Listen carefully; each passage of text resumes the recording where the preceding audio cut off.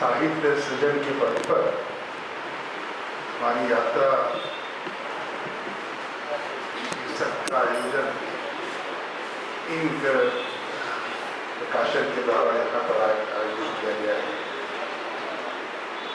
इस कार्यक्रम के अतिथि के रूप में हमारे मंचासीन डॉक्टर धनंजय चोपड़ा जी, श्री रविनंदन सिंह जी जो इसकी अध्यक्षता कर रहे हैं, डॉक्टर अनुराग त्रिपाठी जी जो विशिष्ट अतिथि के रूप में विराजमान, स्वामी जी चले गए, उनकी कविता से आप सब लोगों को आनंद प्राप्त हुआ होगा। आज सर्वप्रथम सबसे पहले तो मैं आप सब लोग हमारे प्रभु के शोधागार प्रयागराज के हैं, हमारे सभी लोग बैठे हुए हैं, काफ़ी देश से आप और कार्यक्रम का प्रथम सत्र है और इसके बाद भी सत्र चलेगा। सबसे पहले तो मैं ये बता देना चाहता हूँ कि मुझे ये कतई गलतफहमी नहीं है कि मैं कोई रचनाकार हूँ या बहुत कवि हूँ या कोई बहुत ही बौद्धिक स्तर हमारा स्तर है।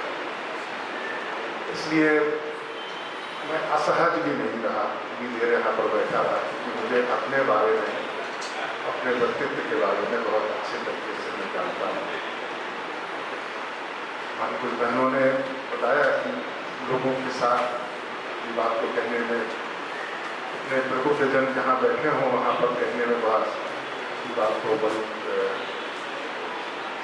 समय लगता है और उसके लिए शब्दों का चयन करना पड़ता है, लेकिन मुझे ऐसा कहीं नहीं लगा। आज मैं धन्यवाद देना चाहता हूँ दिनेश कुशवाहा जी जो मेरे अनुज हैं। इस बच्चे को पता नहीं मुझसे क्या लगाव है, ऐसे बड़े सभागार में और ऐसे प्रबुद्धजनों के बीच में मुझे बैठा करके जो रसास्वादन या हमारे एक हर चीज़ की भूख होती है, तो एक मानसिक भूख भी होती है हर इंसान के अंदर, चाहे वो किसी तरह के व्यवसाय से हो, किसी तरीके का काम कर रहा है, लेकिन उसको भी अच्छी बात, अच्छी चीज़ें, अच्छे विचार, अच्छे लोगों के बीच में बैठना अच्छा लगता है। मैं धन्यवाद देना चाहता हूँ कि उन्होंने मुझे ये अवसर दिया कि मैं आप सब लोगों के बीच में क्लियर करके आता हूँ, इसका आनंद ले रहा हूँ। बहुत से रचनाकार ने अपनी रचनाओं को यहाँ पर जिनका आज यहाँ विमोचन हुआ है, मैं सर्वप्रथम मैं उनको सबको अपनी शुभकामनाएं देता हूँ, धन्यवाद देता हूँ। और इतनी तल्लीनता के साथ इतनी बड़ी किताब को उन्होंने जिस तरीके से यहाँ पर प्रकाशित किया है, उसके पीछे वर्षों का लगन, वर्षों का प्रयास, सोच, और उस सोच में, उस भावनाओं गहराइयों में डूब करके आपने जो मोती चुन करके आपकी किताबों में उसको कलम से लिखा है, वो एक बहुत ही महत्वपूर्ण बात लिखी है। और फिर उसको आपने प्रकाशक महोदय को लिख करके और फिर प्रकाशित कराया, और ये आने वाले समय में ना मालूम कितने हाथों में जाएगी, कितने लोगों के द्वारा पढ़ी जाएगी, तो उस पर अनेक तरीके से विचार करेंगे। इसलिए मैं सबसे पहले इनका, जिन्होंने विमोचन के साथ अपनी बात रखी, इमरान संभक्षाही जी को, सार्जेंट अभिमन्यु जी को, रमूला आदमी जी को, अनीता सुधीर जी को, सुनील चौहान जी को और विप्लव कुमार यादव जी को बहुत बहुत धन्यवाद देता हूँ, उनका आभार व्यक्त करता हूँ। और उनको सबके लिए एक बार जोरदार तालियों से मैं चाहूँगा कि सभागार जितने लोग बैठे हैं उससे ज़्यादा तालियों की आवाज़, उनको लेखन के लिए और हौसला उनका बढ़े, भविष्य में उनकी और अच्छी अच्छी कृतियाँ हम सबको देखने को मिले। इतने लोग बैठे हुए हैं, सबके बारे में आप लोगों ने बहुत से अच्छे, हमारे दिनेश जी ने बताया, लेकिन जो मैं देख रहा हूँ कि सामने हमारे आदरणीय बद्री प्रसाद सिंह जी बैठे हुए हैं, पूर्व IG IPS,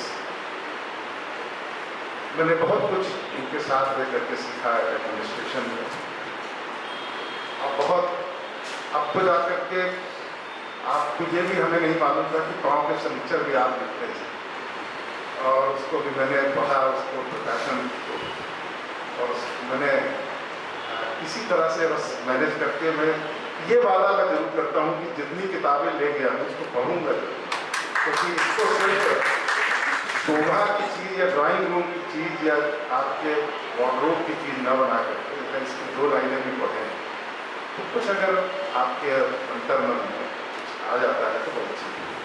अन्यथा ज़्यादातर ऐसी चीज़ों का रचनाकार ने किताब लिखी, प्रकाशक ने छापी, विमोचन हुआ, लोगों के पास आया, और फिर कहीं न कहीं जाकर के बहुत सी जगहों को मैंने देखा है, बड़ी बड़ी लाइब्रेरियाँ लगी हुई हैं, उसके बारे में पूछिए, उसके बारे में कोई नहीं जानते।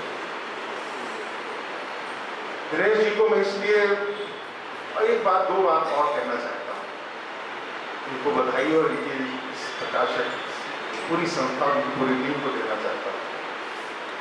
जो आगामी 2025 में महाकुंभ आने वाला है, उसके पहले आपने तो साहित्यकारों का महाकुंभ यहाँ पर लगा दिया है, और की किताबें इसके लिए मैं बधाई देना चाहता हूँ। इससे आगाज आजकल ये पता चलने लग गया है कि प्रयागराज में भी कुंभ का आगाज हो चुका है, और साहित्य का अगर संगम और साहित्य का कुंभ अगर लग गया है तो ये अपने आप में एक बहुत शुभ संकेत है। किसी चीज को काव्य में परिणति करने के पहले अगर उसकी कल्पना और उसके बारे में कुछ अच्छी बातें निकले तो ये बहुत बड़ी चीज। हमारी बहनों ने बहुत अच्छी बातें यहाँ पर रखी। एक बात मुझे नहीं समझ आती कि सिर्फ संघर्ष के दिनों में ही क्यों लेखन लिखा जाता है। और ज़्यादातर हमारे साहित्यकार या तो वीर लिखने वालों ने बताया, जैसा मुझे पता चला, दिनेश जी ने भी बताया कि ज़्यादातर लोग या तो गंभीर बीमारी में रहते हुए ईश्वर उनको उनके जीवन को सुखद बनाए, उसको अच्छा स्वास्थ्य दें, इसकी प्रार्थना में करने करता हूँ। लेकिन सिर्फ जब वो गंभीर बीमारियों से या गंभीर उससे गुजर रहे थे तब लेखन का विचार और अपने पीड़ा, अपनी मनस्थिति को उन्होंने गलत के माध्यम से किया। और दूसरा जो हम पुराने पढ़ते चले आए, उसको ज़्यादातर लोगों ने जेलों में रहते हुए किताबें। तो जेल या बीमारी या संघर्ष, यही अगर रचनाकार के किसी प्रेरक का काम करते हैं तो मैं ये तो नहीं कहूँगा कि ये चीज़ उनको मिले, ये चीज़ दोबारा उनको इस चीज़ का आनंद मिले, और किताब उस माध्यम से आपका तरीका, आप अच्छे मूड में भी अच्छे जीवन जीते हुए किताब को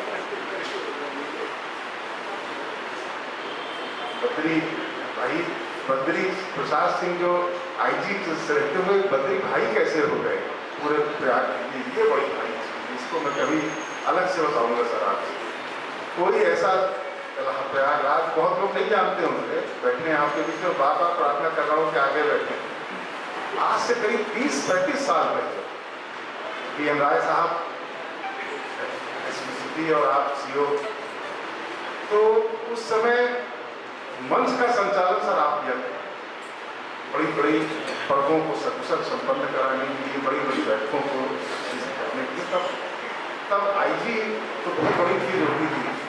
तब आपके समय में शायद कानपुर DIG रेंज हुआ करता था, उसके जो DIG होते थे उसके अंतर्गत ही प्रयागराज आता था, इलाहाबाद आता था। तो DIG ने अपने यहाँ ADG और हमारे दूसरे हमारे सामने बैठे हैं अशोक कुमार गुप्ता जी, हमारे भाई भी हैं, और ये भी बहुत ही उनका मोटिवेशन से संबंधित किताब, मैनेजमेंट इससे संबंधित किताबों को राष्ट्रीय अंतर्राष्ट्रीय स्तर पर उसको प्राप्त है। मैं आपको भी अच्छे से जानता हूँ और आपको भी यहाँ आने के लिए बहुत धन्यवाद देता हूँ। एक चीज मैं और कहना चाहता हूँ कि सब लोगों ने अपना वो उपनाम या गल्लुस क्या बोलते हैं उसको आप लोगों ने सब ने अपने अपने रचनाकारों ने लिखा, लेकिन क्या आप सबको पता है कि जो आपके प्रकाशक हैं इनका भी एक उपनाम, इनका इसके बारे में बहुत कम लोग जानते हो कि दिनेश कुशवाहा लिखते, अपना उपनाम नहीं लिखते, इनका नाम सोनू है घर का, जो हम लोग जानते हैं। जब इनका नाम कभी कोई बोलता है दिनेश कुशवाहा या कहीं, तो हमको बड़ा अटपटा सा लगता है। तो मैं सोनू, जब ये घर पे भी मिलने आते हैं, बात करते हैं, तो इनको भी जो है हम लोग सोनू के ही से कहते हैं। अंत में हमारे सारे आदरणीय सिंह जी बैठे हुए और सभी बड़े श्रेष्ठ हमारे लोग बैठे हुए हैं, जो रचनाकारों के उनके उसके बारे में अपनी टिप्पणियाँ बताएंगे, आने वाले लोगों को उसको बताएंगे। उस पर मेरा ना तो कोई कार्य है और ना उस पर मेरा पक्षेप है, इस पर बात नहीं करूँगा। आप सब लोगों के विचारों को सुनेंगे, ज़्यादा समय न लेते हुए। भविष्य में इस तरह के और कार्यक्रम हों और इससे ज़्यादा से ज़्यादा लाभान्वित लोग हों। एक बात मैं जरूर कहना चाहूँगा, बात को इस समय मैं जितने श्रेष्ठ लोगों के बीच में ये बात कहना चाहता हूँ, सबका शायद आप सब जो एक सामाजिक बात है कि देश हो या समाज हो या परिवार विघटन का शिकार होता है। इसको बचाने का दायित्व हमारे वर्तमान रचनाकार, कवि, लेखक, जितने भी बुद्धिजीवी समाज हैं, इनके ऊपर मैं छोड़ता हूँ। ये बहुत खतरनाक स्थिति से देश हो गया और लोगों ने अभी मैं देख रहा था अपनी रचनाओं में भी कहीं ना कहीं कुछ लाइनों में अपनी बातों को कहा है। एकाकीपन, संवादहीनता, अनुशासनहीनता, ये बढ़ता ही चला जा रहा है। और ये मैं समझता हूँ कि जो आज आधुनिकीकरण है या इसको जो मॉडर्नाइजेशन कहते हैं या बदलता हुआ जो ग्लोबलाइजेशन कहते हैं, इसके कारण इसकी जितनी भी ये जो आर्थिक प्रगति है, इसकी जितनी भी हम लोगों ने इसकी अच्छाइयों को तो कम, लेकिन इसकी बुराइयों को हम लोगों ने ज़्यादा, हमारे लोगों ने, हमारी नई पीढ़ी ने कर दिया है। इसको कैसे चेक किया जाए, इसका कोई अंत नहीं। सिर्फ साहित्यकार और हर युग में, चाहे वो मध्ययुगीन काल रहा हो, चाहे धर्म का काल रहा हो, चाहे आधुनिक काल रहा हो, चाहे देश जिन समय पराधीन रहा, उस सब दौर की बात हो, जागृत करने का, समाज को जागृत करने का जो दायित्व है, तो देश के रचनाकार, इतिहासकार और कवियों को, शायरों को उसकी सबसे पहले उनकी जिम्मेदारी होती है। उस जिम्मेदारी को मैं फिर से चाहता हूँ कि उसका एहसास आप सबको हो और उसके लिए जितनी बड़ी जरूरत, जितने बड़े मंच की जरूरत, जितनी बड़ी और चीज़ों की जरूरत है, उसके लिए प्रयास किया जाएगा। और बड़े बड़े लोग यहाँ पर सब लोग मिलकर प्रयास करेंगे। मैं आप लोगों को ये दायित्व देना चाहता हूँ और हम अपने को एक बहुत छोटी इकाई के रूप में, जहाँ मेरा कहीं पर कोई सहयोग हो, तो मैं बिल्कुल सदैव आपकी जीवन पर इन्हीं शब्दों के साथ मैं पुनः एक बार इनके सभी प्रायोजकों को, सभी प्रकाशकों को, सभी लेखकों को और जिनका विमोचन हुआ है, हमारे मंचासी को और जितने भी सामने प्रबुद्ध लोग यहाँ पर उपस्थित हैं और बहुत ही अच्छे तरीके से आप सब लोग विचार को सुन रहे हैं, तो कहीं न कहीं उसको ग्रहण भी कर रहे हैं। मैं सब लोगों को अपने हृदय से आभार व्यक्त करता हूँ और सोनू जी को, जिन्होंने मुझे यहाँ पर बुला करके, बच्चे को पता नहीं कितना प्रेम है। और ये देखिए कितनी अजीब सी बात है कि मुझसे एक बार बहुत बड़े स्तर पर दिल्ली में, जैसे ODOP आप बात करते हैं, प्रधानमंत्री जी वन डिस्ट्रिक्ट वन प्रोडक्ट की बात करते हैं, मैं जरा दूसरे लाइन पे बात कर रहा हूँ, तो उन्होंने मुझसे पूछा, भाई आपके प्रयागराज जनपद में ऐसी क्या चीज़ है कि जिसको आप कह सकते हैं कि हमारी प्रयागराज जनपद में ये चीज़ है। तो मैंने उनको आज से 70-80 साल पहले की बातों को बताना शुरू किया कि प्रयागराज संगम और हाईकोर्ट के अलावा पब्लिकेशन के क्षेत्र में भी अग्रणी है। दूसरे प्रदेशों से लोग आकर के यहाँ पर किताबें छपाते थे, न केवल प्राइवेट स्तर पर बल्कि मध्य प्रदेश के कई जो राजकीय प्रकाशन थे सर, वो भी यहाँ पर हम लोगों के प्रयागराज, तो ये बहुत बड़ा हमारी एक इंडस्ट्री के रूप में प्रयागराज जाना जाता है। आज मुझे ये लग रहा है हमारे दिनेश जी ने इसको फिर से कहीं ना कहीं जागृत किया है। आज प्रिंटिंग हम नहीं कर पा रहे हैं, उसके लिए जो उपकरण मैंने बात किया, जो उसके लिए उपकरण बहुत कॉस्टली हो गए, लेकिन इस पर प्रयास करना चाहिए। मेरे बहुत से ऐसे परिचित लोग हैं जो उनका अपना प्रेस है, वो सब चीज़ करते हैं, तो इस पर लग करके इस चीज़ को एक उद्योग को भी अगर इसको करेंगे तो इसका फायदा आज के युग में है। अर्थ के बिना कोई चीज़ संभव नहीं। इसके लिए आप सब लोगों को भी इस पर सोचना पड़ेगा। और दूसरी जो होगी की बात थी, वो आप लोगों को शायद पता होगा, जो पुराने लोग हैं, कि यहाँ पर प्रयागराज में जो धंधा को नहीं उस तरह का हो गया है। दूसरा, यहाँ पर ट्रंक बनते थे, अलमारियाँ जो बनती थी आयरन की, वो प्रयागराज बहुत बड़ी उद्योग थे। आपको याद होगा कि जब पहले बेटियों की शादी बेटियों की जाती थी तो जो बड़े बक्से आते थे, और उसमें विदाई के समय में उसमें गद्दे या रजाई पूरे कपड़े भर के एक ताला लगा के ले जाता, तो उसमें पूरी गृहस्थी का सामान जाता, तो प्रयागराज में बनता। तो ये मैंने उन लोगों को बताया, तो पब्लिकेशन मेन रूप से मैं ये आया था कि पब्लिकेशन जो है वो प्रयागराज का प्रमुख उद्योग के रूप में जाना जाता था। उसको आज मैं इसलिए यूपी के शासक महोदय को धन्यवाद देना चाहता हूँ, आशीर्वाद देना चाहता हूँ उनको, और आपके द्वारा शक्ति मिले, हम सब लोग मिलकर के इस राष्ट्र को और आगे बढ़ाएं। पुनः एक बार आप सबको बहुत बहुत धन्यवाद।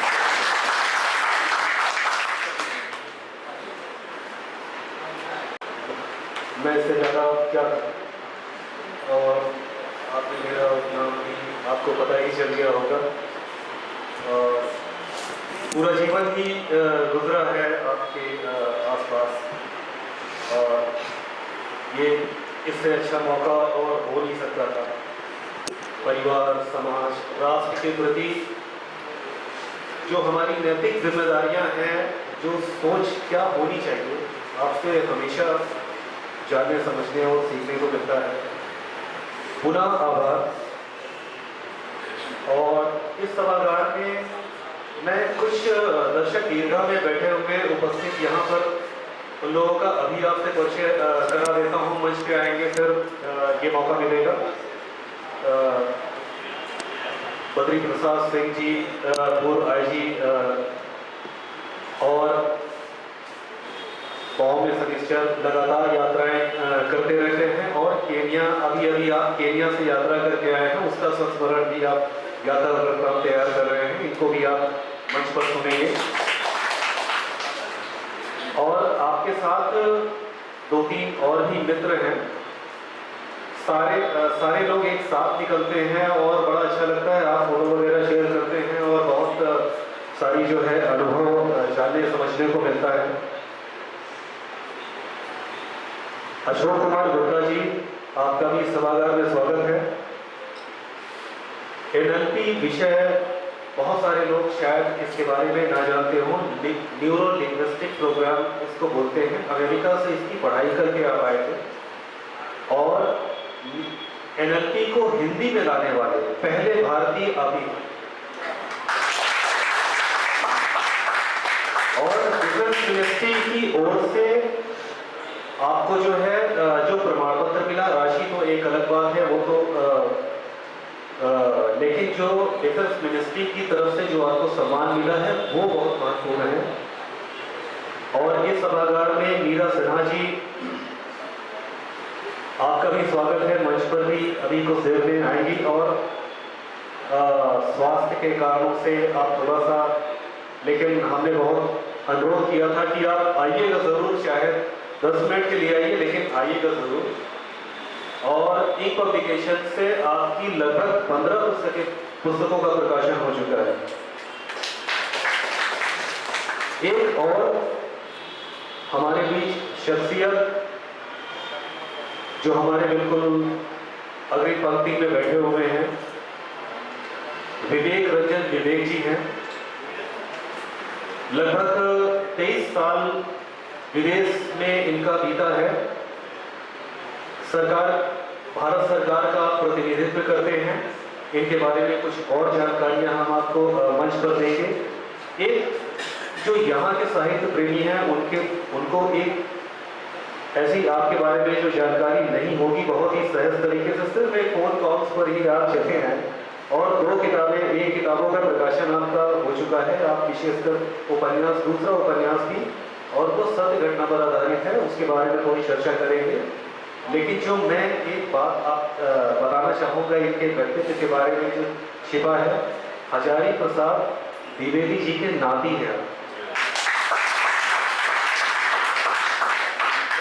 तो सर बहुत बहुत स्वागत है। और विमोचन के साथ इस क्रम में मैं चाहूँगा कि डॉक्टर धनंजय चोपड़ा जी हमारे मुख्य अतिथि, उनका वक्तव्य आप सबके समक्ष। सर बहुत बहुत स्वागत है।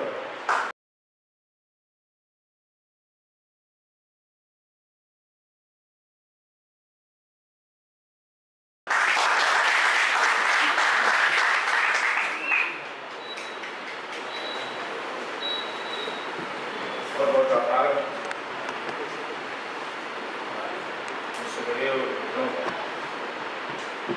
सभागार में बैठकर बहुत सारी पुरानी यादें भी ताज़ा हो जाती हैं।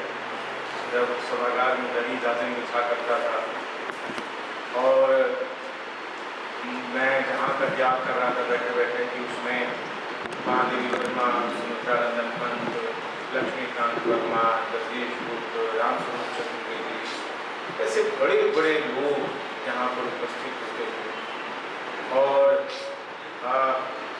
कभी कभी एक दूसरे की धज्जियाँ उड़ाया करते थे और बड़ी किताबों पर चर्चा, विमोचन,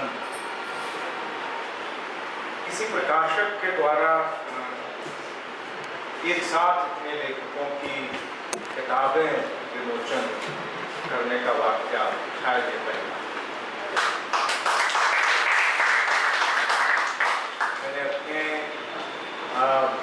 मैं अपनी यात्रा की बात करूँ तो मैं टेकरा का जो विप्लव का ये संग्रह मेरे हाथ में आया तो मुझे याद आया कि हम लोग बहुत पहले जो लिखना शुरू करता है पहले कवि हो जाता है, उसे शौक हो या ना हो वो लिखने लगता है।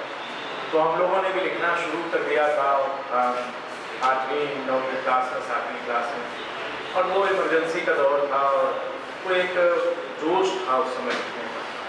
लेकिन बाद के दिनों में हम अग्रवाल कॉलेज में आ गए और 10वीं कक्षा में हमने एक पत्रिका निकाली। मैं प्रधान संपादक हुआ और यश मालवी उसके उप संपादक हुए और कई लोग उससे जुड़े और वो हम लोगों ने पत्रिका निकाली और उमाकांत जी उसके संरक्षक बने, संत कुमार टंडन रसिक उसके संरक्षक बने और इस तरीके से वो किताब मैगजीन निकलनी शुरू हुई सेवा नाम में। तो उसे मैंने MSc तक निकाला और अब उसके कभी कभी अंक निकालता हूँ अनियतकालीन, लेकिन उसको निकाले हुए भी आप सोचें कि 80 में वो निकली थी और तारीख भी हम लोग ने जो तय की थी बाद में बड़ी भयानक तारीख थी, 6 दिसंबर 1980 को हम लोगों ने उसका विमोचन किया।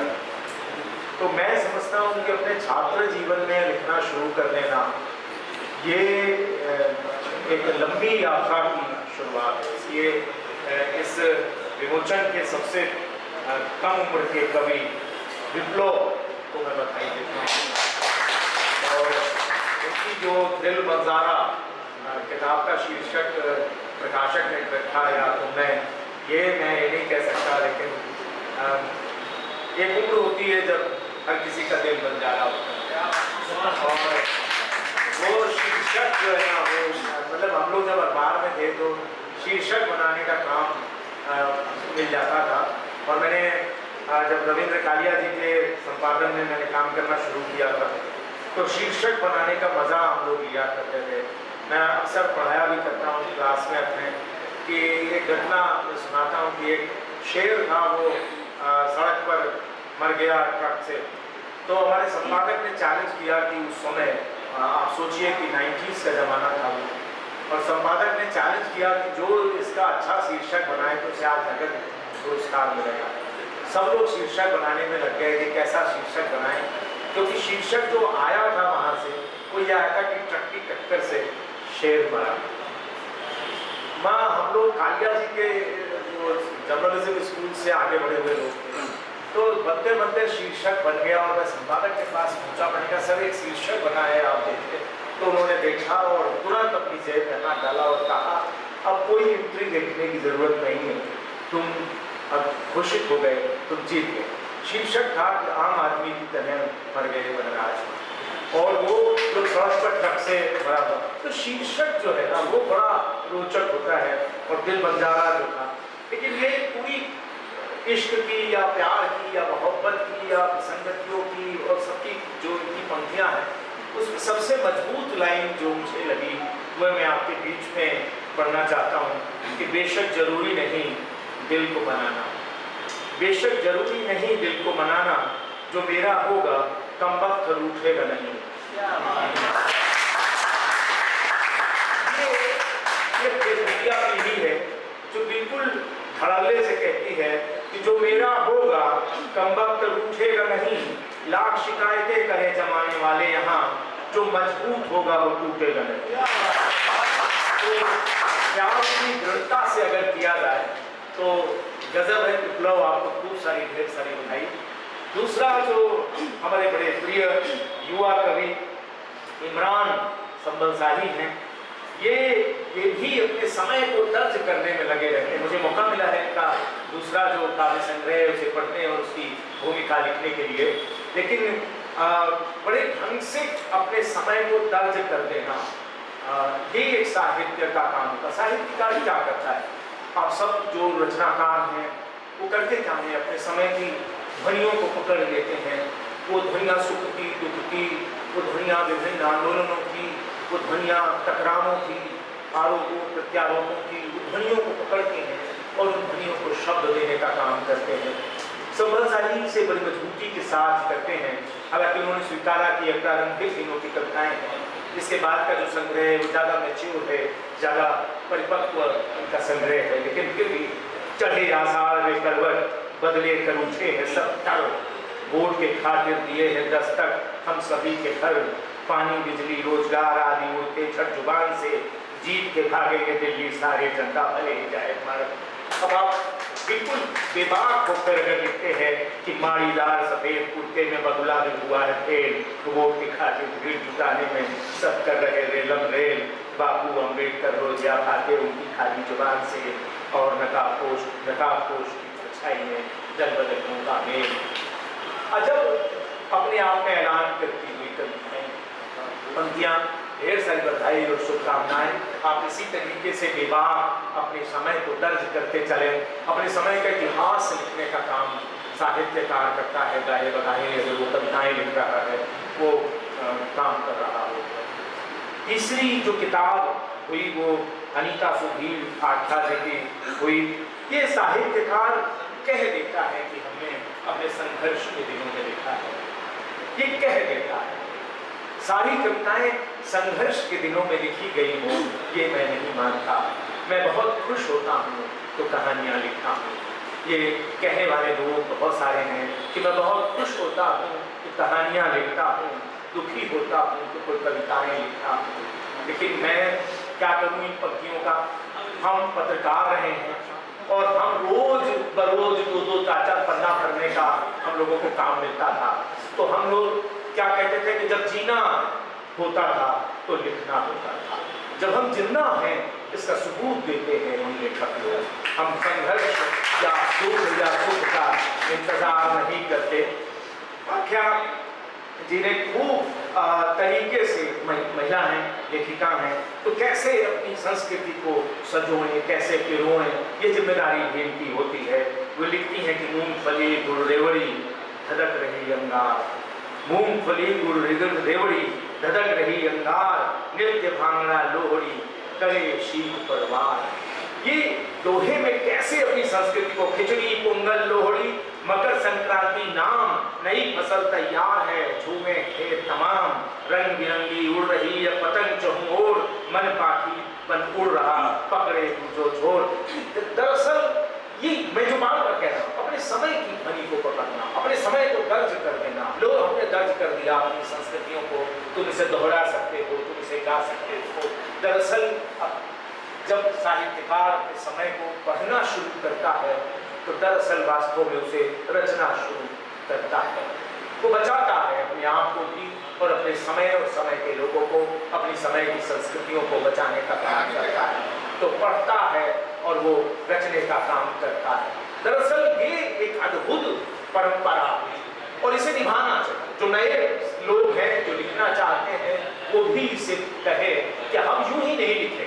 दरअसल हम जब पूर्वांचल में काम करने गए, मैंने पिछले आयोजन में इसे सुनाया भी था कि जब हम एक काम करने गए तो वहां पर लोग अपनी पीठ खुद ही ठोक लिया करते थे। हर साहित्यकार की रचना जो होती है ना उसका बच्चा होता है, उसे जन्म देता है वो, इसलिए हर साहित्यकार को अपनी रचना बड़ी प्यारी लगती है और वो कहता है वाह हम तो लिखते हैं तो हम अपने आप ही कह देते हैं वाह क्या लिखा है और इसे दोहरा लेते हैं। दरअसल ये पूर्वांचल की परंपरा से ही हमारी तो लाहौर से आई थी और इलाहाबाद में घुस गई, लेकिन मेरा ट्रांसफर हुआ जब नौकरी करते हुए आजमगढ़ में, तो वहां पर मुझे सुनाई दिया कि यहाँ पर एक कहावत है, जो पूर्वांचल के लोग होंगे बुरा नहीं मानेंगे, वहां के लोग अद्भुत हैं। वो कहते हैं हम 4 चोर 40 हमनी के, 4 चोर थे और 40 हम लोग थे, 4 चोर 40 हमनी के, तो मरलस चोर तो ठगनी हमनी के, वार हमनी के, वार हमनी के। तो अपने साहित्यकार का अपना एक वो होता है, बहुत छिपाए कोई नहीं। मैं तो पाठकों का इंतजार करता हूँ, पाठकों आलोचकों का इंतजार करता हूँ। अब पता नहीं कितना मैं बयान देता हूँ कि सब झूठ बोलते हैं, अपनी रचना सबको प्यारी होती है, लिखने के बाद एक बार आदमी कहता ही है मैंने खूब अच्छा लिख दिया आज, जैसे कि स्वीकार किया रमोला जी ने कि लिखा और लगा कि क्या मैंने ही लिखा है। ये अद्भुत है। ये स्वीकृति करने का दम भरना चाहिए कि हाँ ये मैंने लिख डाला। वाह, जब आपको अपनी रचना, और इसी को कहते हैं कि एक रचनाकार अपनी एक कहानीकार कविता अपनी कहानियों से अपनी कविताओं से बाहर निकलता है और एक पाठक की तरह पढ़कर उस पर पहला रिस्पॉन्स भी देता है। हम पाठकों का और अपने आलोचकों का इंतजार नहीं करते, लेकिन शब्द को गढ़ना, रमोला जी ने भी खूब बढ़िया छोटा सा ही एक इनका संग्रह है, लेकिन क्या शब्द, क्योंकि हिंदी की अध्यापिका रही हैं, रात कितनी काली हो गई है, शब्द समझिएगा और उसके अर्थों में अर्थ ढूंढने की कोशिश करिएगा, अर्थों में अर्थ ढूंढने की कोशिश करिएगा। रात कितनी काली हो गई है, मन जुगनू समेट रहा है, कितने दिनों का प्रकाश जल बुझ रहा है, मेरे विचारों के दिए, मेरी कल्पनाओं के दिए सब जल रहे हैं, सब जगे हैं। वर्तमान में रहते विगत में भटकना बहुत अच्छा लगता है। कम से कम वे मन को बांधे तो रहते हैं, उनमें जीते हम एक और दिन को तो और जी लेते हैं। एक तरन, एक उमंग, जो एक युवा मन की पहचान होती है, दौड़ दौड़ दौड़, ये अद्भुत है। अपने मन को रचित कर देना, अपने समय को लिख देना। बहुत बहुत बधाई रमोला जी, वो बढ़िया आपने शब्दों को पढ़ा है, तो लोग सुनेंगे, वो अपने आप में सीखेंगे कि क्या अद्भुत है। सार्जेंट अभिमन्यु पांडे जी, बहुत सारे लोग एक सहज अभिव्यक्ति लेकर रचना प्रक्रिया से जुड़ते हैं और सार्जेंट जी खूब बढ़िया लिखते हैं।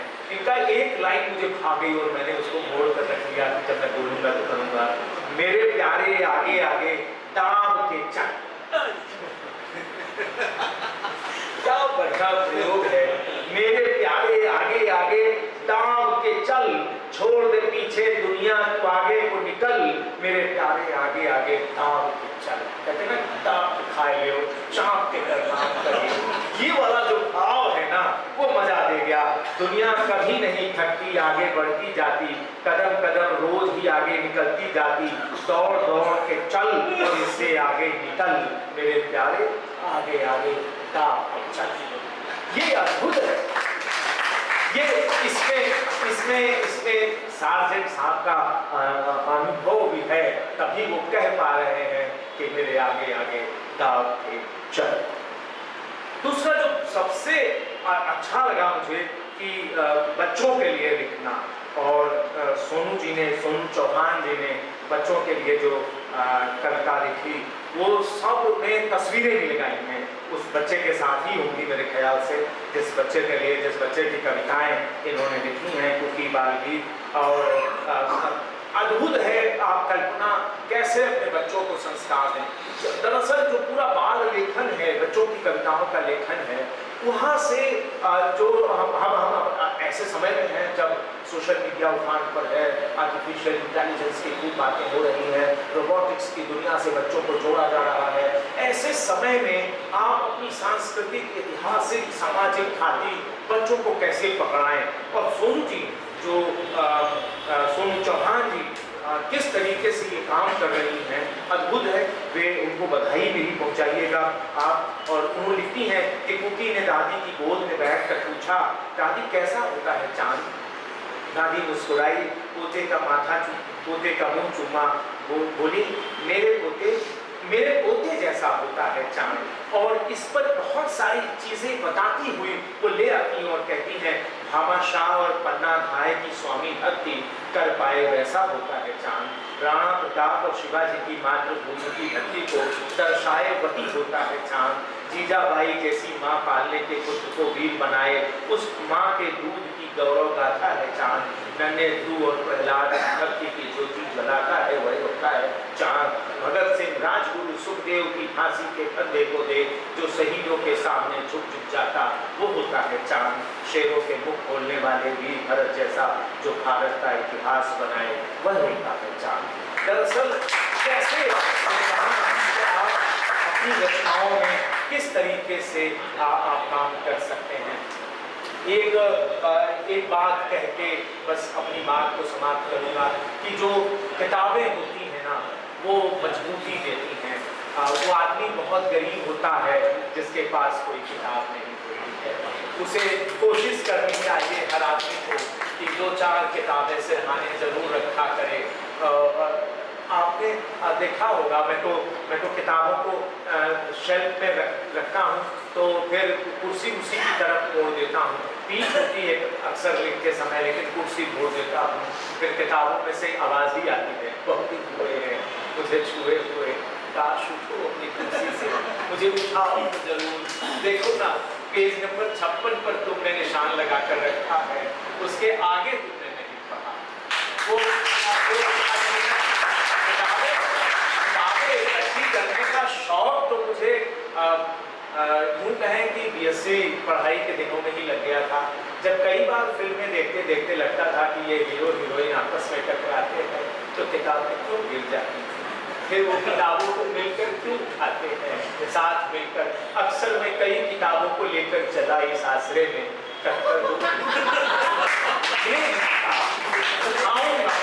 लेकिन किताबें मेरी की नहीं लिखी है, तो कभी लिखूंगा तो पता चलेगा आपको। लेकिन किताबें अपने सिरहाने पर रख कर सो जाना, किताबों को सीने पर रखकर आंख मूंद कर बहुत कुछ सोच लेना अद्भुत होता है। मैं इन पब्लिकेशंस को बधाई देता हूँ कि वे लगातार किताबें ला रहे हैं, और आज एक साथ हमारे पास जो है ये कहें कि 8 किताबें उन्होंने जो हमको भेंट की हैं पढ़ने के लिए, तो 8 दिन को हमारे काम पे निकल गए। और मैं बहुत साधुवाद देता हूँ कि उन्होंने इस तरह इकट्ठा किया लोगों को और एक साथ किताबों का विमोचन कराया। हमें ये सौभाग्य दिया कि हम मंच पर आएँ और इन किताबों का विमोचन करें।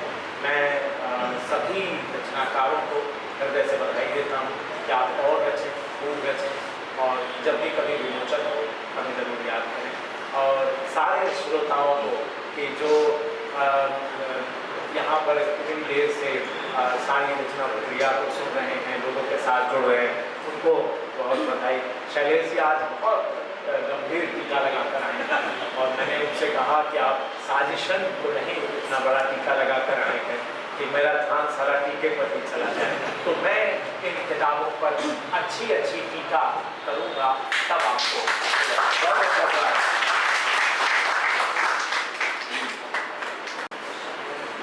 बहुत बहुत धन्यवाद।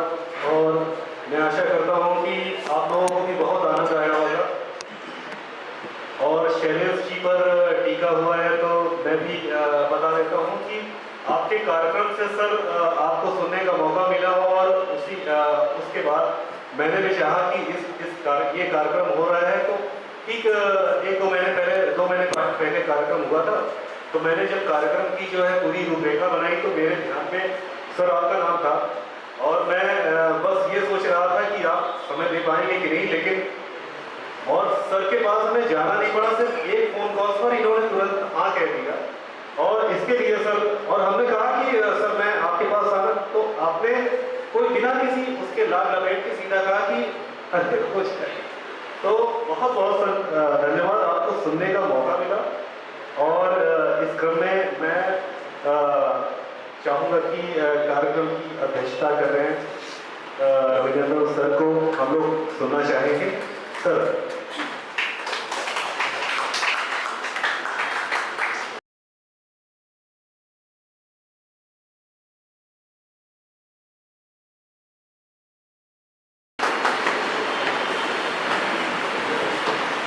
बहुत बहुत धन्यवाद कुशवाहा जी। सभागार में बैठे हुए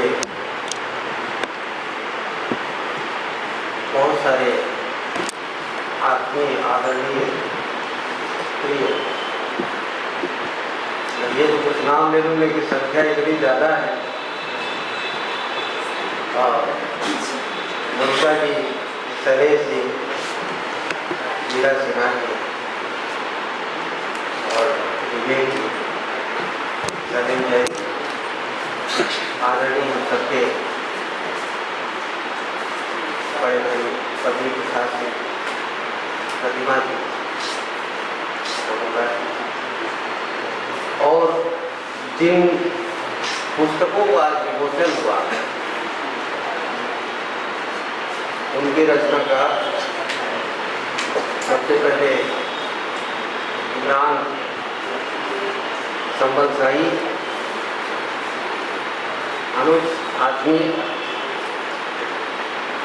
अनीता सुदीप आख्या जी, सार्जेंट अभिमन्यु पांडे मन्नू, कमोला जी, सोनू चौहान, विप्लव कुमार यादव और श्रीमती जी भी बैठी है, अगर नाम ना लें, प्रकाशक कुशवाहा जी हैं इन पब्लिकेशन, तो घर में खाना नहीं मिले इसलिए फारूक सिंह जी, हाँ। तो साथियों, मीर का एक शेर याद आ रहा है मुझे जो रचनाकारों पर, कि मत सहल हमें जानो, सभी रचनाकारों की, मत सहल हमें जानो, फिरता है पलक बरसों, मत सहल हमें जानो, फिरता है पलक बरसों, तब आग के पर्दे से इंसान निकलते हैं। और ऐसे सारे रचनाकार जो वास्तव में इंसान है। साहित्य सबसे बड़ी सीख यही देता है कि एक मनुष्य को मनुष्य बना देता है। प्राकृतिक रूप से मनुष्य तो एक जानवर है, लेकिन साहित्य मनुष्य को मनुष्य बनाने का एक माध्यम भी है, उपक्रम। कैसे मैं बता रहा हूं, मैं चूंकि पुस्तकों पर बहुत सारी बातें आ गई हैं, तो मैं पुस्तकों पर जब चर्चा होगी फिर मैं बात करूंगा। लेकिन उस बात इस संदर्भ में मैं करना चाह रहा हूं कि हम सब लिखते क्यों। कभी आप सवाल करिए और खुद जवाब ढूंढिए कि क्यों लिखते हैं। कोई भी व्यक्ति, और कोई भी व्यक्ति का मतलब वो नहीं जैसे आदरणीय गुप्ता जी कह रहे थे कि जो बीमार हैं, जो संघर्ष कर रहे हैं, ऐसा नहीं। सब कुछ संपन्नता उनके पास है, समृद्धि है। वो लोग भी लिख रहे हैं, लिखते रहे। और कुछ ही नाम हम अगर गिना दें तो हमारे हिंदी साहित्य से देखिए, आधुनिक काल का सबसे बड़ा कवि भारतेंदु हरिश्चंद्र, अरबों की संपत्ति। कहा जाता था कि हरिश्चंद्र के जो पूर्वज हैं अकेले बंगाल खरीद सकते थे, सेठ हमीचंद के वंशज थे भारतेंदु हरिश्चंद्र। लेकिन संपत्ति अवरोध नहीं बनती है रचना का, उन्होंने लुटाया। बनारस में इतने कार्यक्रम किए कि अंत में कर्जदार हो गए।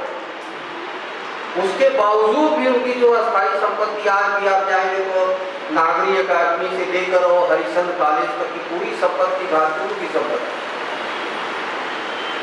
भारतेंदु के गुरु शिव प्रसाद सितारे हिंद, कहा जाता है कि जिस भाषा के हम उत्तराधिकारी हैं उसको बनाने में कुछ लोगों का अगर हाथ है तो उसमें राजा लक्ष्मण सिंह आगरा वाले प्रजा हितैषी अखबार निकालते थे, बनारस में शिव प्रसाद सितारे हिंद जो बनारस अखबार निकालते थे, और भारतेंदु तीनों अमीर थे, रईस थे।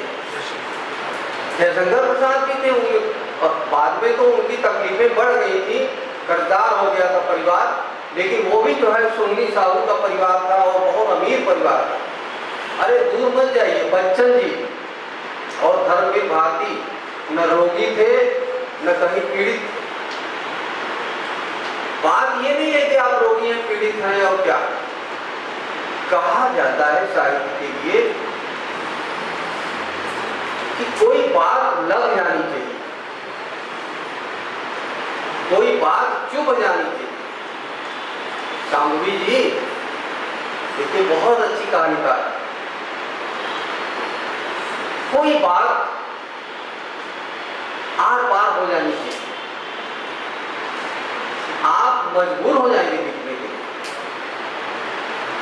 फिराक साहब का देखिए एक शेर कि रोग पैदा कर ले कोई जिंदगी के वास्ते, रोग पैदा कर ले कोई जिंदगी के वास्ते, सिर्फ सेहत के सहारे जिंदगी कटती है। तो वो रोग क्या है? वो रोग ये साहित्य का रोग, वो इशारा उनका इस तरफ है। और यह रोग जानबूझ के पैदा किया जाता है। आदरणीय बद्री प्रसाद सिंह जी के जितने भी साथी हैं वो अफ्लुएंट जीवन जी रहे,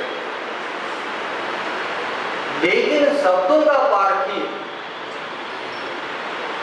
आप बड़े भाई लगातार लिख रहे हैं, रच रहे हैं, देशाटन कर रहे हैं, लगातार कोई जरूरत नहीं थी, कोई कमी नहीं है, लेकिन वो रह नहीं पाएंगे उसके लिए। इसके लिए समाज ने रचनाकारों को क्या क्या कहा है, इसे भी जानना चाहिए। हमारे पूर्वजों ने कितनी गालियां सुनी रचनाकारों ने। उदाहरण के लिए तो हिंदी की तो बात मैं बाद में करूंगा, अंग्रेजी में आपको बता रहा हूं। प्लेटो ने सबसे पहले गाली, प्लेटो ने कहा कि ये तो कभी भावावेश में लिखते हैं, गुमराह करते हैं और इंस्पायर्ड होकर लिखते हैं, यथार्थ से दूर होते हैं, कल्पना की दुनिया में विचरते हैं, इसलिए ऐसे काल्पनिक लोगों को सिटी स्टेट में बसने के लिए इजाजत नहीं देनी चाहिए, इनको सिटी स्टेट से बाहर कर देना। बाद में उन्हीं के शिष्य अरस्तु ने उसको काटा और लंबी थियरी दी, साहित्य कैथार्सिस की थियरी, इमिटेशन की थियरी, और उसने ट्रेजेडी और कॉमेडी की व्याख्या की और साहित्यकार का महत्व क्या है उसने बताया। फिर भी नहीं रुका सिलसिला। जब पुनर्जागरण चल रहा था पश्चिम में, तो शेक्सपियर के जस्ट पहले एक प्यूरिटन था फिलिप डॉक्सन। प्यूरिटनों की भी अलग कहानी, वो साहित्य कला संगीत से उनको कुछ लेना देना नहीं। उसने किताब ही लिख दी स्कूल ऑफ एब्यूज। ये जितने कवि रचनाकार हैं ये स्कूल हैं एब्यूज के। ये सारे शब्द जो इनके हैं वो गालियों की तरह हैं, वो समाज के हित में नहीं। जिसका उत्तर दिया पहला आलोचक अंग्रेजी साहित्य का फिलिप सिडनी 16वीं शताब्दी, और उसने लिखा in defence of poetry, in defence of पोएजी। Poetry को ग्रीक में पोएजी बोलते। उसने उसमें बहुत सारा उत्तर, फिर ये सिलसिला आगे बढ़ता है वहां पर, और बाद में जो है रोमांटिसिज्म के दौर में बड़ा आक्रमण किया। थॉमस लपिकाप नाम का एक व्यक्ति, उसने किताब लिखी 4 ages of man, 4 ages of poetry. कविता के 4 काल हैं, और उसने कहा कि गोल्डन एज खत्म हो चुका है। पहले गोल्डन एज ही था, बाद में सिल्वर हुआ, फिर ब्रॉन्ज हुआ, अब तो आयरन एज की कविता है। कविता का पतन होता जा रहा है। उसका जवाब आप सब जानते हैं पीबी शेली को। जूनियर रोमांटिक्स में पीबी शेली का नाम बहुत बड़ा नाम। तो उस पीबी शेली ने उसको उत्तर दिया इन डिफेंस ऑफ पोएट्री। वहां इन डिफेंस ऑफ पोएजी थी फिलिप सिडनी की, इसने लिखा इन डिफेंस ऑफ पोएट्री। और उस किताब की अंतिम लाइन देखिए क्या है, उसमें पूरा डिस्कोर्स है। वो कहता है कि अगर दुनिया के कवि न हुए होते तो आज जो हम मनुष्य हैं, मनुष्य कहलाने के अधिकारी हैं, हम मनुष्य न बने होते। वह कहता है कि दुनिया के सारे प्रोफेट कवि थे, दुनिया की सारी पहली किताबें कविता की किताबें, और उन्हीं ने सिखाया कि शुभ क्या है, अशुभ क्या है, पाप क्या है, पुण्य क्या है, पवित्र क्या है, पवित्र क्या है। पहले संविधान नहीं था।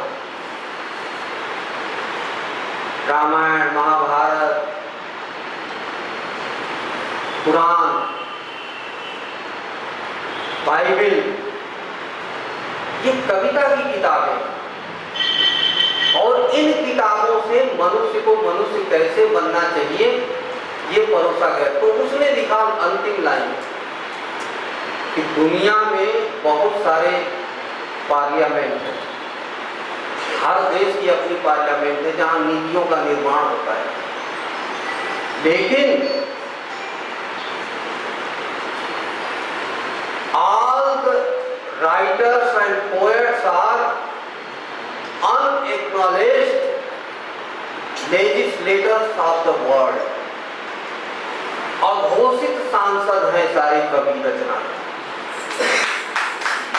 सारे कवि और रचनाकार दुनिया के अघोषित सांसद हैं, क्योंकि उन्होंने वो सूत्र दिया कि मनुष्य कैसे बन सकता है, मनुष्यता कैसे आ सकती है। हमारे यहाँ तो कम अपमान नहीं हुआ है कवियों का। आप सब अपने जीवन में ही आसपास देखेंगे, आपको ये समाज जो है, हमारा सांसारिक समाज, कवियों को, रचनाकारों को बहुत महत्व नहीं देता है। कालिदास जैसे प्रबुद्ध व्यक्ति को महामूर्ख कहा गया, और कहानी गढ़ी गई कि कालिदास जिस डाल पर बैठा था उसी डाल को काटा। यह बात सही है कि वो जिस डाल पर बैठे थे उस डाल को काट रहे थे, लेकिन यह बात अभिधा में नहीं है, व्यंजना में। हर रचनाकार उसी डाल को काटता है जिस पर वो बैठा होता है, और वह डाल है दुनियादारी की डाल, वह डाल है सांसारिकता की डाल, वह आत्मबुभुक्षा का शिकार होता है। खुद को जितना खाता है उतना ही ज्यादा सृजन करता है। खुद को खाने से मतलब है कि वह अपने को पूरी तरह निचोड़ देता है, तब जाकर कोई कविता या कोई रचना पैदा होती है। हमारे इसी शहर के एक बुजुर्ग कवि थे, अब उनका एक मुक्तक सुनिए, रचनाकारों की पीड़ा क्या है। बंदिश में बैन हुए होंगे मुनीन्द्र नाथ श्रीवास्तव, बंदिश में बैन हुए होंगे, रचनाकार का क्या, बंदिश में बैन हुए होंगे, दहशत में नैन हुए होंगे, बूंद बूंद टूटन के पहले बादल बेचैन हुए होंगे। तो बादल की पीड़ा और सृजन की पीड़ा वैसे ही पीड़ा है जैसे प्रसव की पीड़ा। कुछ आने वाला है तो बेचैनी होती। गुरुनाथ जी कहते थे अक्सर कि जब कोई चीज लिखने को होती थी उसके पहले मैं एंजाइटी का शिकार हो जाता था, और जब वो चीज कंप्लीट हो जाती थी रचना, उसके बाद तो कई दिनों तक एंजाइटी का शिकार रहता था।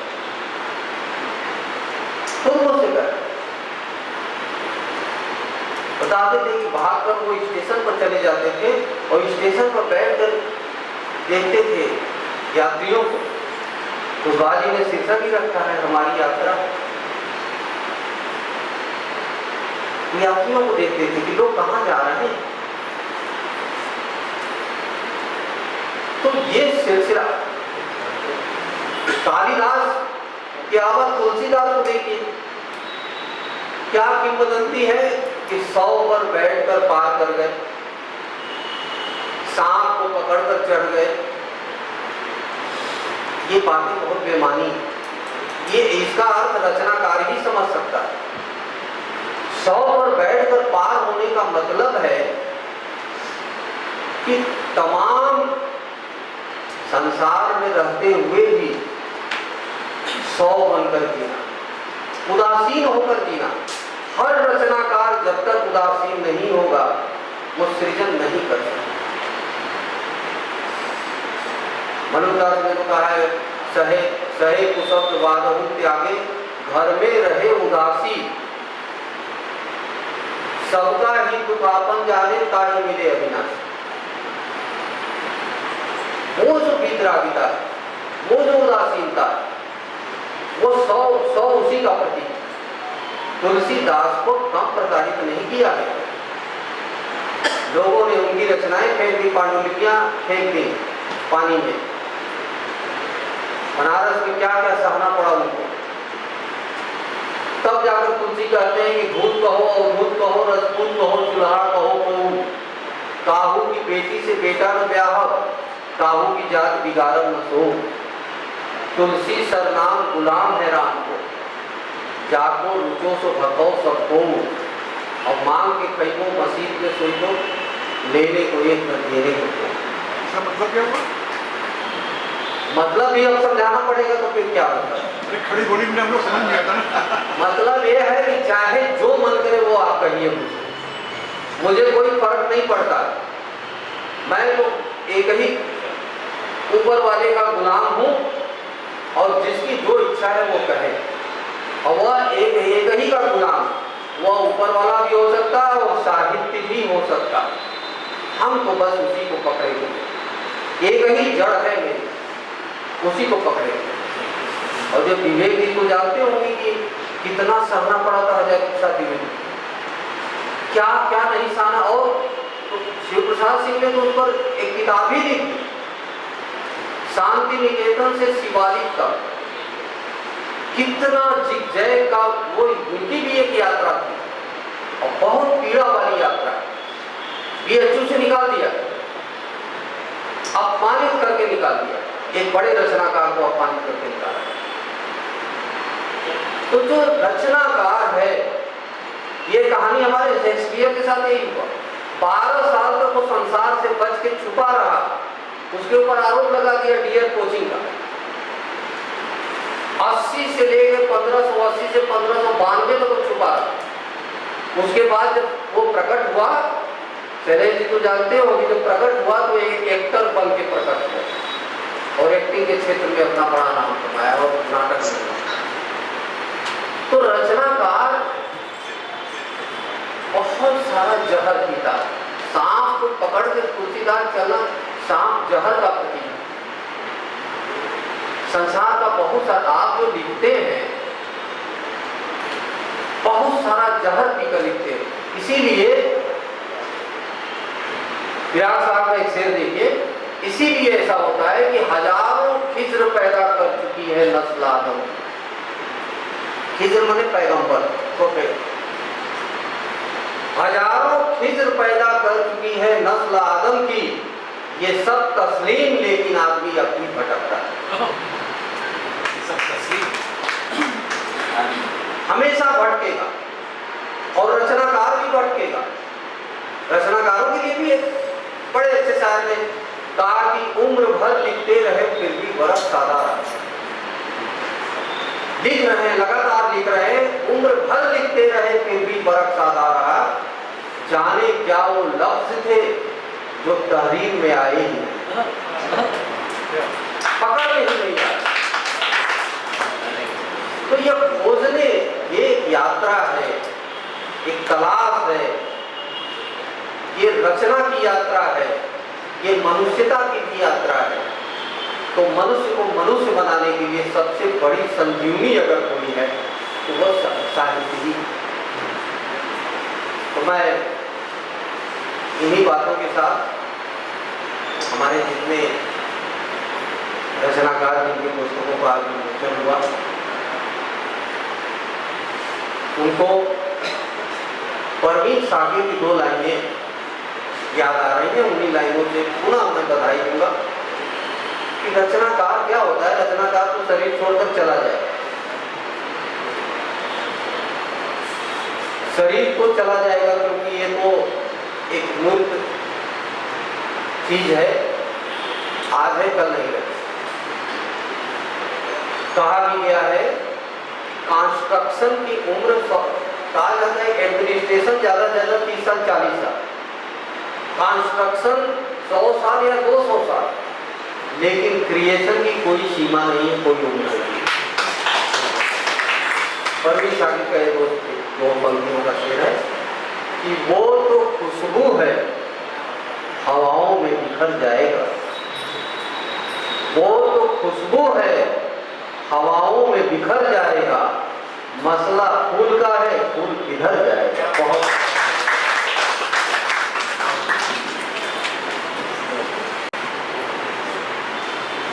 बहुत धन्यवाद सर। आपको सुनने का जब भी अवसर मिलता है बहुत अच्छा लगता है और आपको भी आनंद आया होगा। और इस बात पर रचना प्रक्रिया और लेखन से एक बात याद आती है नंदन हितैषी जी की, जो रचेगा वही बचेगा। तो जब आप स्वयं से सवाल पूछते हैं या मैंने अपने स्वयं से सवाल पूछा, तो शरीर की एक आयु है, एक सीमा है, वो उसके पार नहीं जा सकती। लेकिन हमारे जाने के बाद कोई शब्द, कोई एक विचार, कोई एक पुस्तक यहाँ रह जाएगा। और वही इसीलिए एक रचनाकार पूरा जीवन उसमें खपा देता है। तो सर इसी के साथ इस सत्र का समापन होता है। मैं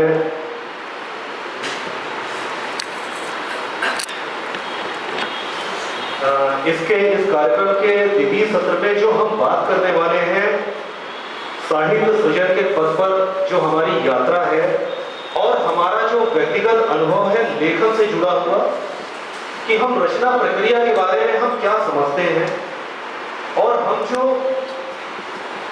रचना कर रहे हैं उसका पर्पस क्या है, उसका उद्देश्य क्या है। सिर्फ पाठक तो एक अलग बात हो गई कि हम पाठकों से जुड़ते हैं, नए नए विचारों से हम जुड़ते हैं, लेकिन हम जिस विषय को पकड़कर चलते हैं या जो भी हम रचना करते हैं तो मैं जानना चाहूँगा यहाँ पर जितने भी सब अपने लोग हैं, और मैं जानना चाहूँगा कि सबसे पहले मैं आमंत्रित करना चाहूँगा बद्री प्रसाद सिंह जी का। सर आइए, आपका स्वागत है। और मैं एक विधा के बारे में कि यात्रा वृत्तांत किस तरह से हम यात्रा वृत्तांत को कलम के जरिए पुस्तक के रूप में या फिर जो है उसको किस प्रक्रिया से, क्योंकि मैं तो कहानी और उपन्यास और मोटिवेशनल बहुत सारी अलग अलग तरह की चीज़ें लिखता हूँ, लेकिन यात्रा वृत्तांत के बारे में मैं जानना चाहूँगा आपसे। तो सर आपका स्वागत है।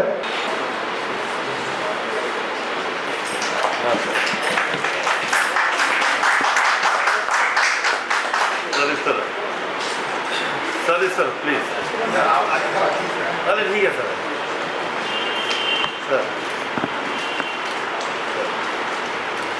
Thank you.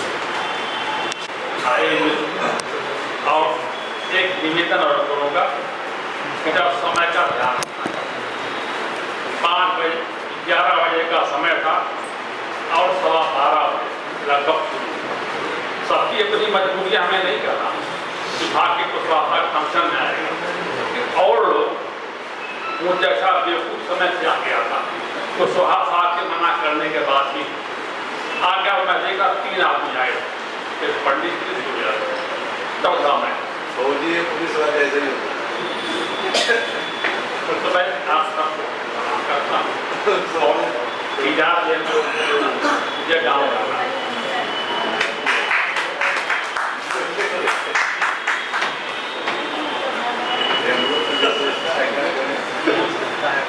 बिल्कुल सर।